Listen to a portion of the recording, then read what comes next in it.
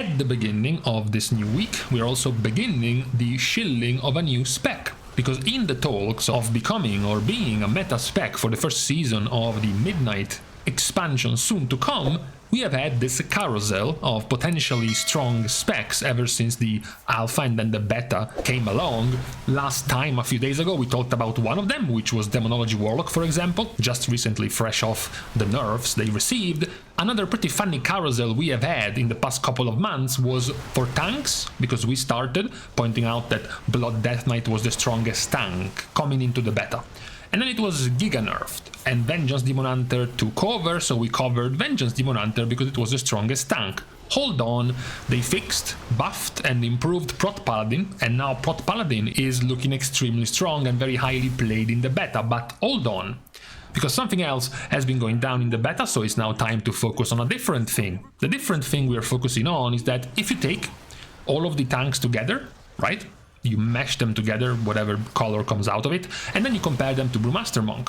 If you look at who is playing what in the beta right now, Brewmaster Monk is played 20% more than, which other spec, who's the second most played.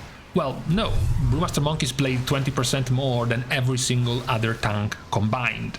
If you even look at the actual try-hard, dangerous and challenging keys and who plays in plus 20s in Mythic Plus in the beta, then in that case Brewmaster Monk is played 2.5 times more than all of the other tanks combined.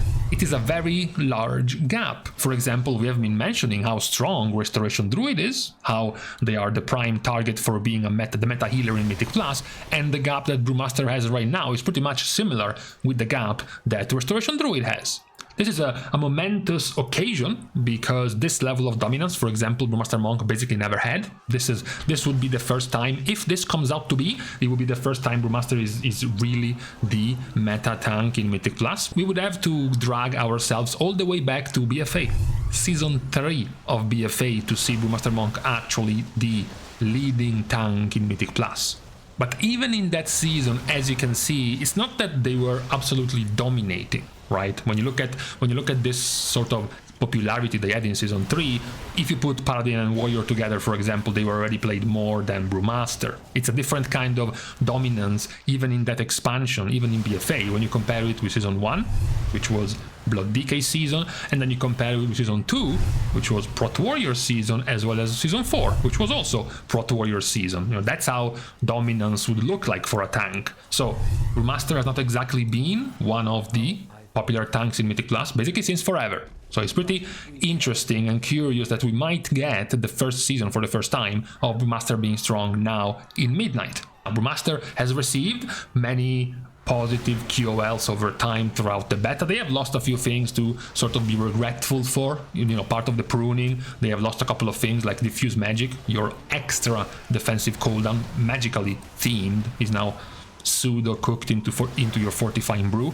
But that's just about the main thing they lost, because losing even more choices in Blackout combo is like, okay, you were using some of the other options in here of Blackout combo, but traditionally the cooldown reduction of your brews for your Keg Smash is still there, which was what you were using more.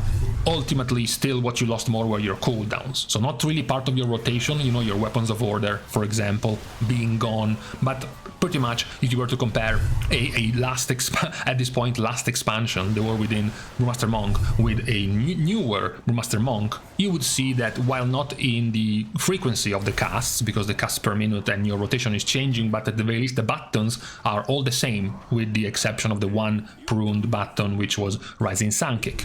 Now, we have touched on this many times before as one of the major main tools that monks benefit from with this expansion is the introduction of Vital Flame.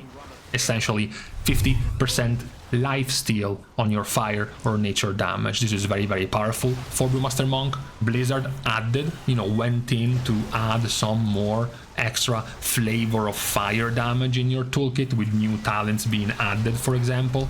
They added, on top of Exploding Keg doing fire damage, the follow-up talent, which is more fire damage. They added the follow-up special delivery talent, Celestial Flames, for more fire damage, as well as, of course, Vital Flame. And don't forget that being a Brewmaster Monk playing Shadowpan, your Flurry strikes do nature damage. This part right here does physical damage, which is whatever. What you care about is the actual AoE explosion that Flurry Strikes is going to do, which is nature damage, so it's going to work with Vital Flame to heal you back. This has given you way more tankiness, way more sturdiness than before. One of the crucial vital weaknesses of Brewmaster Monk has been for a long time the inability to be self-sufficient. You weren't even asking to be as much of a solo player like a Blood DK, but at least not require some pocket healer everywhere you go, because you have terrible ways of healing yourself. Meanwhile, this change for Brewmaster in this expansion has been extremely good.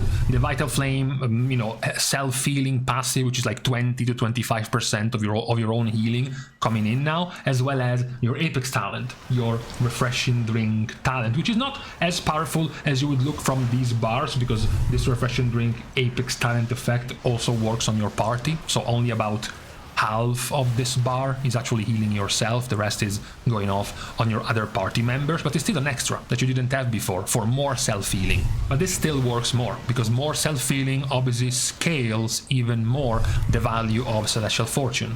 The chance is to just get healed for more. So if you simply get more instances of self-healing, instead of having less damage taken because you have damage reduction, because you have dodge, because you have block, because you have parry, if instead you add more healing taken, well, you have a passive which gives you a chance to be healed for more.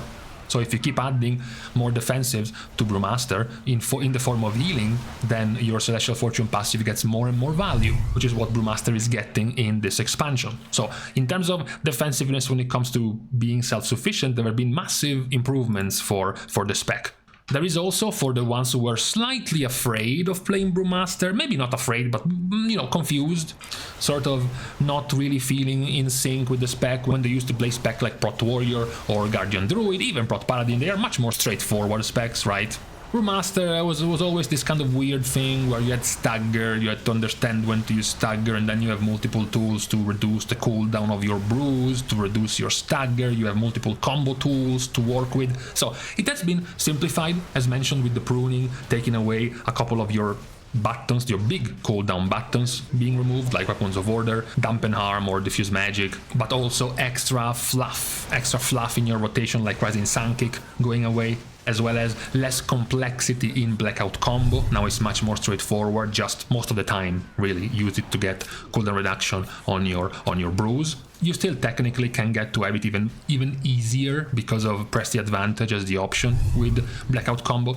That could be worth if you're starting to play Brewmaster Monk, to not have to worry about timing Blackout combos, especially because this Press the Advantage is still better than Blackout Combo as long as you're not pressing Blackout Kick more than about 6 times per minute.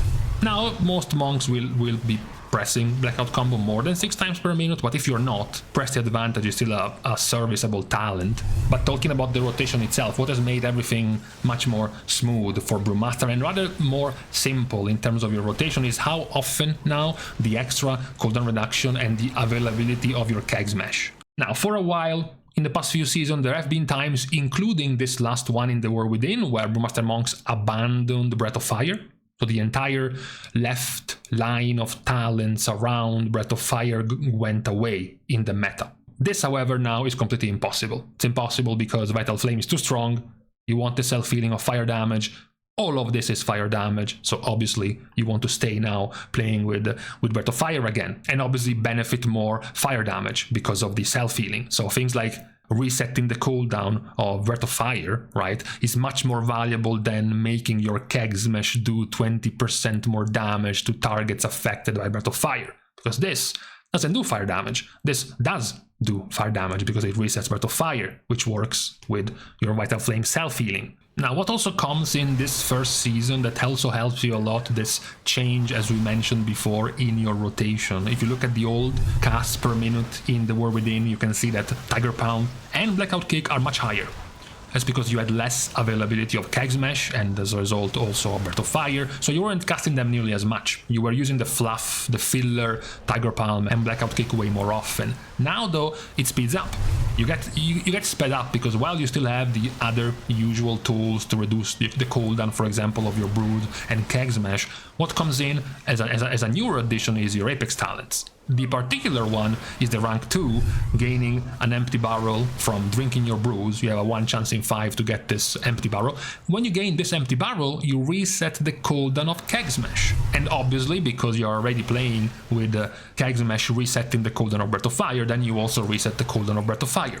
This increased significantly the amount of casts you can have now of Keg Smash, on top of, you know, Keg Smash itself already having a reasonably short cooldown, plus it gets hasted by your haste. As a Brewmaster, you also stack haste anyways, so you get further CDR of Keg Smash. And you can see the comparison of the increase in casts per minute from the War Within into Midnight when it comes to the combo of Keg Smash and Breath of Fire. You can see that in the old days you had around 7.5 to 8 casts per minute of the Keg Smash combo. Now instead you're sitting at around 12 for both. So you're increasing effectively by almost 50% more casts of your Keg Smash compared to the War Within. And this makes the rotation much simpler, because effectively if you have 12 casts per minute of Keg Smash, and in a minute there is 60 seconds, it means you're casting Keg Smash once every 5 seconds. But after you cast Keg Smash, you follow it up with Breath of Fire. So practically you press 4 buttons and then you have Keg Smash, Breath of Fire. And then 4 more buttons, Keg Smash, Breath of Fire, 4 more buttons, Keg Smash, Breath of Fire, and you just repeat this process. It makes the rotation more smooth, more continuous. Every time you have now this staple on a much shorter cooldown, or much more often available than before. And obviously, of course, this creates the snowball effect, because what has also increased from the War Within to now is the casting of your brews. In particular, your key brew, your purifying brew, is being increased by almost 30% more often. Well, obviously, once you know that Keg Smash is cast way more often, you also know that casting Keg Smash reducing the cooldown of your brews by 3 seconds. So if you cast Keg Smash, instead of 8 times per minute, you cast it 12 times per minute, you're adding more cooldown reduction to all of your brews more often, every minute. And talking about extra QOLs, one of the things that also came in Midnight was the addition to your already existing for a long time high tolerance, which was just increasing your effectiveness of stagger, and that was it. Instead, now it also added the extra CDR on Purifying Brew if you cast it when you have high stagger, so it's further CDR on it. You know, if you put 2 points in here for a 6-second cooldown reduction and hasted your Purifying Brew as a 16-second cooldown, you cast Purifying Brew when you have very high stagger, it already goes down to 10. And after Purifying Brew, you cast Blackout Kick to trigger Blackout Combo for 2 extra seconds of cooldown reduction, and then you cast Keg Smash, which gives you the 3-second default cooldown reduction, plus the 2 of Blackout Combo, that's 5 seconds total. But you also spent 1 GCD using Blackout Kick, which is an extra second, and another GCD pressing Keg Smash, which is another second. So it's 7 seconds CDR plus 2 seconds of GCD is 9 seconds total that have passed. 6 seconds have been reduced by the 2 stacks of High Tolerance, which is 15 seconds, and Purifying Brew has a 16-second recharge. So effectively, within 2 GCDs, you have gotten back a charge of Purifying Brew with this entire cycle of buttons. Now, besides all of this goodness and nice QOLs added to Brewmaster Monk, what could still be a problem for the spec? Well, a minor problem, not really a combat one, is the fact that your hero talents are still kinda bad, because Master of Harmony is, at the moment, dead in the water compared to Shadowpan, for 2 main reasons. Number 1, as we mentioned, your Vital Flame heavily benefits from the AoE damage of Shadowpan because it's nature damage. Now, Master of Harmony does have its own versions, but it's not as much. The other problem is the fact that this entire toolkit revolves around triggering the effect of Aspect of Harmony with Celestial Brew, which is a defensive, longer cooldown defensive, so you have to proc the entire benefits, including the damage of this hero talent, from using a defensive that you might want to have saved for when you actually needed it, and not for when you wanted to proc this entire hero talent 3. So you don't really have that many options when it comes to hero talents, you're just playing with Shadowpan. It does still get somewhat awkward as a Brewmaster Monk, although in this current meta in Mythic Plus keys it's likely not going to be nearly as relevant. Many targets can become a problem for Brewmaster because they don't have much AoE.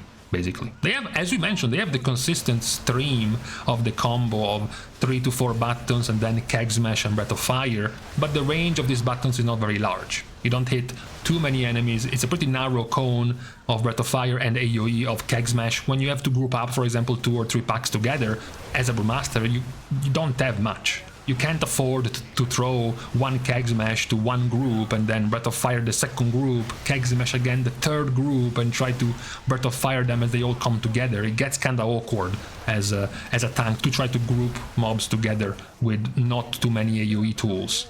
But besides this main annoyance, there isn't really much that strikes out as a major weakness for the spec itself, both when it comes to damage taken, for example, the differences between physical and magical damage, or heavy dot damage that you might be taking as a tank. You do manage those kinds of damage very well just because of the existence of stagger, since stagger works for both magical and physical damage. Even though, of course, it's not as good as staggering magical damage, it still works. You did lose a couple of your defensive cooldowns, but so did many other tanks, and also, as we mentioned, with the increased CDR of your brews, you are making up with the loss of bigger cooldowns with having the smaller cooldowns more available. And I think the major positiveness around these changes is to make Brewmaster Monk much more approachable for more players. Perhaps one of the reasons why also Brewmaster wasn't nearly ever basically the popular tank, just like when you see Beastmastery Hunter being popular even when it's weak, or Red Paladin being popular even when it's weak, or Holy Priest being popular even when it's weak. Brewmaster Monk was never really in that state of simplicity, but now though in this expansion it's still not that easy, but it has been streamlined and made easier to make the choices in your rotation, in your toolkit, is now easier when you play Brewmaster. You don't have to worry about the levels of your staggers, because benefits and buffs on using certain abilities based on your level of stagger, for example, are gone. As mentioned, Blackout Combo doesn't have like 6 applications anymore, it just has 2. Because now you have a much higher cast time of Keg Smash. The rotation is simplified because you have that button way more present as part of your rotation. It's easier to know what you're supposed to be doing when Keg Smash is available every like 5 seconds, and that it will always basically follow up with Breath of Fire as well. So it has been streamlined, but there have also been a lot of quality of life additions to the spec. It is more intuitive to play and pick up even for players who haven't played Brewmaster Monk before, and the results are clearly here, or rather are kind of about to be here, because so far at the very least in the beta it has proven to be the most played, and by extension the strongest tank in Mythic Plus when it comes to high keys, competitive keys, compared to all of the others. Because, you know, the players must be seeing something in Brewmaster if every other tank combined doesn't get played as much as Brewmaster right now. So all of these improvements have brought Brewmaster Monk to now be the #1 in pole position to be the strongest tank with the release of the Midnight expansion and season a few weeks later. We will see, obviously, as we have been seeing balance tuning happen every week, if any more will change when it comes to tank power levels, but for now this is what we have. It's Brewmaster Monk in front. So that's where we stop on our first day of the week, highlighting the current state and power level of Brewmaster in the Midnight's beta, obviously focused around Mythic Plus. They still have a very nice time in the raid, given how weak Windwalker and mediocre Mistweaver is. You still have very high chances of being a normal meta tank in the raid as well as a Brewmaster. So for today, on this Monday, we can stop here. We're starting our goodbyes by thanking everyone for having watched the video, together with, of course, everyone else who's been supporting completely for free by liking and commenting down below, as well as subscribing to the channel itself. Now, with these things out of the way, thank you guys again for watching. See you guys tomorrow, and in the meantime, honestly, I'm fine with it. For once, you know, to see a new tank being the meta pick, I won't worry, because I wasn't trying to play Mistweaver in keys anyways, so it's good.